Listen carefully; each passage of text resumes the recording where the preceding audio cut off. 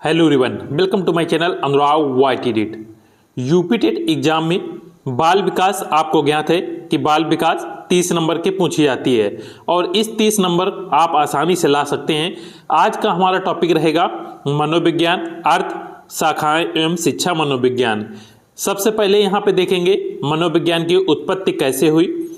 तो मनोविज्ञान को इंग्लिश में साइकोलॉजी कहते हैं, आपको याद रखना है। साइकोलॉजी शब्द की उत्पत्ति दो शब्दों से मिलकर हुई है, साइकी और लोगस। याद रखिएगा, साइकी का अर्थ होता है आत्मा और लोगस का अर्थ होता है विज्ञान, इसलिए हम कह सकते हैं साइकोलॉजी आत्मा का विज्ञान है। साथ में याद रखिएगा, साइकोलॉजी शब्द की उत्पत्ति ग्रीक भाषा से हुई है। ये ग्रीक भाषा का शब्द है जिसका शाब्दिक अर्थ है आत्मा का विज्ञान।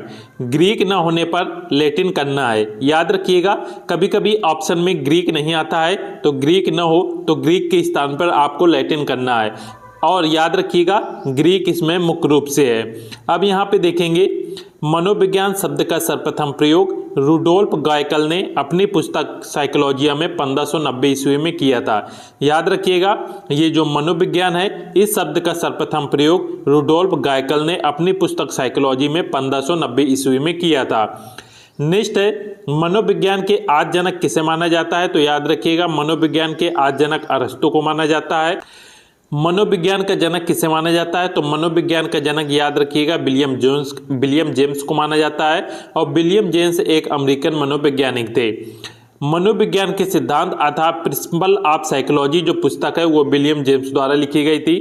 टॉक टू टीचर जो कि शिक्षा मनोविज्ञान की प्रथम पुस्तक मानी जाती है। डीसी बर्लाइनर ने शिक्षा मनोविज्ञान का पितामह विलियम जेम्स को कहा है।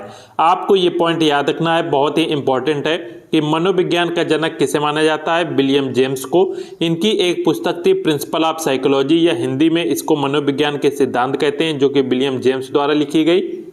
टॉक टू टीचर्स शिक्षा मनोविज्ञान की प्रथम पुस्तक है, और डीसी बर्लाइनर ने शिक्षा मनोविज्ञान का जनक या पितामह विलियम जेम्स को माना है। नेक्स्ट पॉइंट है आधुनिक मनोविज्ञान के जनक। याद रखिएगा, विलियम वुंट को माना जाता है, और आधुनिक मनोविज्ञान के जनक विलियम वुंट को इसलिए मानते हैं क्योंकि विलियम वुंट ने जर्मनी के लिप्जिंग शहर में पहली मनोवैज्ञानिक प्रयोगशाला स्थापित की थी।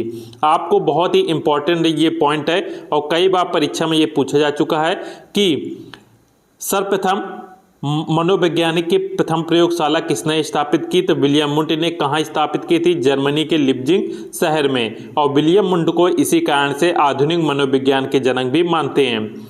साथ में याद रखिएगा, भारत में प्रथम मनोवैज्ञानिक प्रयोगशाला नगेंद्रनाथ शील ने 1905 में कलकत्ता में की थी, और मनोवैज्ञानिक विभाग की स्थापना नगेंद्रनाथ सेन ने 1916 में की थी। याद रखिएगा, मनोविज्ञान विभाग की स्थापना किसने की थी। तो सेन गुप्त द्वारा 1916 ईस्वी में मनोविज्ञान की स्थापना भारत में की गई थी। नेक्स्ट है मनोविज्ञान की परिभाषाएं, आपको याद रखना है। सर्वप्रथम है crow and crow. Crow and crow ने कहा कि मानव व्यवहार मानव संबंधों का अध्ययन करता है। नेक्स्ट है स्किनर महोदय। स्किनर ने कहा कि मनोविज्ञान व्यवहार एवं अनुभव का विज्ञान है। नेक्स्ट है बोरिंग एवं अन्य ने कहा था कि मनोविज्ञान मानव प्रकृति का अध्ययन करता है। नेक्स्ट है विलियम मैकडूगल ने कहा था कि मनोविज्ञान सजीव प्राणियों का सकारात्मक आचरण का यथार्थ विज्ञान है। नेक्स्ट है इम्बिगहॉस ने कहा था कि मनोविज्ञान का भूतकाल लंबा एवं इतिहास छोटा है। नेक्स्ट मनोवैज्ञानिक हैं गैरिसन। इन्होंने कहा कि मनोविज्ञान प्रत्यक्ष मानव व्यवहार से संबंधित है। नेक्स्ट है विलियम जेम्स। विलियम जेम्स ने, याद रखिएगा, चेतना का विज्ञान मनोविज्ञान को कहा है।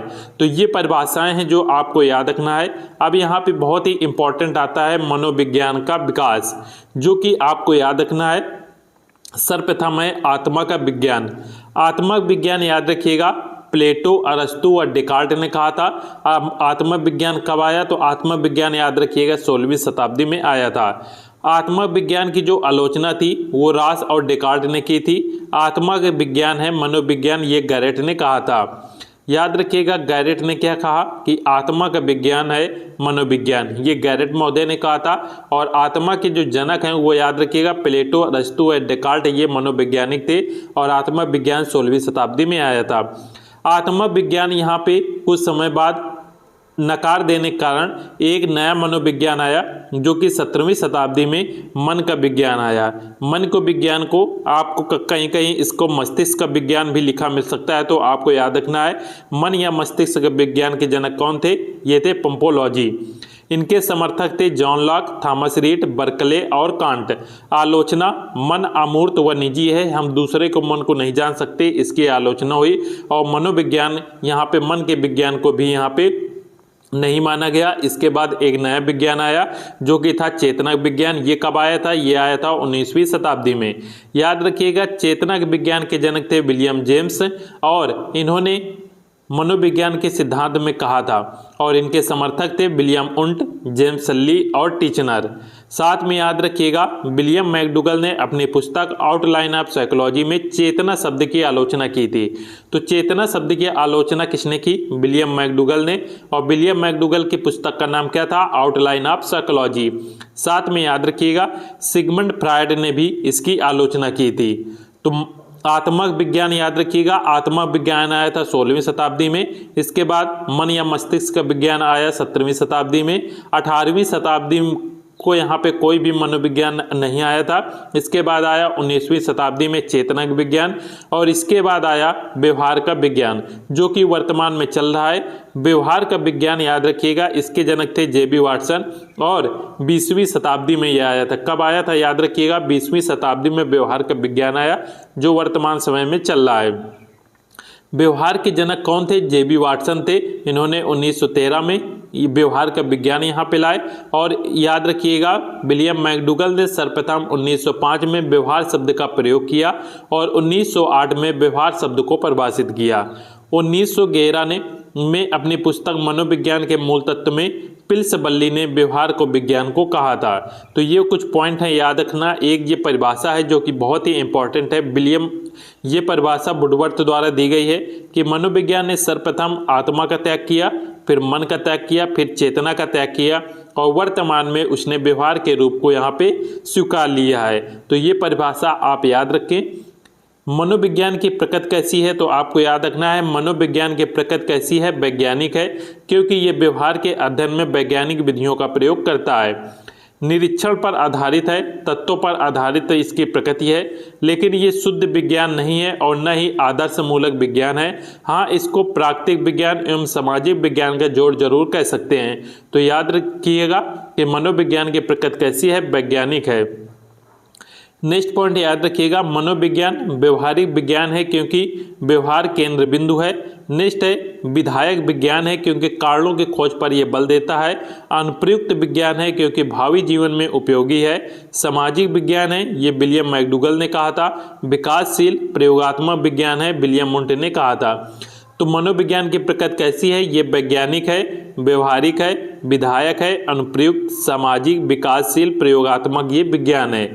साथ में याद रखिएगा सामाजिक विज्ञान है किसने कहा, विलियम मैकडूगल ने, और प्रयोगात्मक विज्ञान विलियम मुंट ने कहा था। और प्रयोगात्मक विज्ञान के जनक विलियम मुंट है। इन्होंने 1879 में जर्मनी के लिप्जिंग शहर में प्रथम यहाँ पे प्रयोगशाला खोली थी, इसलिए विलियम मुंट को यहाँ पे प्रयोगात्मक विज्ञान के जनक भी कहा जाता है। नेक्स्ट यहाँ पे मनोविज्ञान के आपको लक्ष्य याद रखना है। मनोविज्ञान के प्रमुख 3 लक्ष्य हैं। मनोविज्ञान का पहला लक्ष्य है प्राणी के व्यवहार व संज्ञात्मक व्यवहारिक प्रक्रियाओं का वर्णन करना, फिर उसका मापन करना, जैसे चिंता, सीखना, मनोवृत्ति, क्षमता, बुद्धि का वर्णन करना। नेक्स्ट है पूर्वानुमान एवं नियंत्रण करना। मनोविज्ञान का दूसरा लक्ष्य व्यवहार के बारे में पूर्वगठन करने से होता है ताकि उसे ठीक ढंग से नियंत्रित किया जा सके। नेक्स्ट है व्याख्या करना।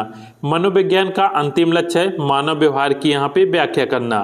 मनोविज्ञान की याद रखिएगा 2 मुख्य शाखाएं हैं। समान मनोविज्ञान जो कि मानव के व्यवहार का अध्ययन करता है, दूसरा है असामान्य मनोविज्ञान जो कि मानसिक रोगों का अध्ययन करता है, और नेक्स्ट है पशु मनोविज्ञान, इसमें थार्नाइड व केटल का सर्वाधिक योगदान रहा है। नेक्स्ट है ये है समान मनोविज्ञान की प्रमुख शाखाएं हैं जो कि ये आती हैं, जिसमें से शिक्षा मनोविज्ञान, औद्योगिक मनोविज्ञान, सैन्य मनोविज्ञान, परामर्श मनोविज्ञान, नैदानिक मनोविज्ञान, खेल मनोविज्ञान, विधि मनोविज्ञान, फॉरेंसिक अपराध मनोविज्ञान, अभियांत्रिक मनोविज्ञान, उपभोक्ता मनोविज्ञान। ये अभी तक परीक्षा में नहीं पूछी गई हैं, किंतु यहाँ पे आप ध्यान रखिएगा एक नज़र में। इसके बाद यहाँ पे देखेंगे शुद्ध मनोविज्ञान में आती हैं दैहिक मनोविज्ञान, जो कि गार्टेले ने दिया था, परा मनोविज्ञान जे.बी. रायन ने, और याद रखिएगा बाल मनोविज्ञान स्टेनले हॉल ने, विकासात्मक मनोविज्ञान जीन पियाजे ने, प्रायोगिक मनोविज्ञान विलियम मुंटी ने।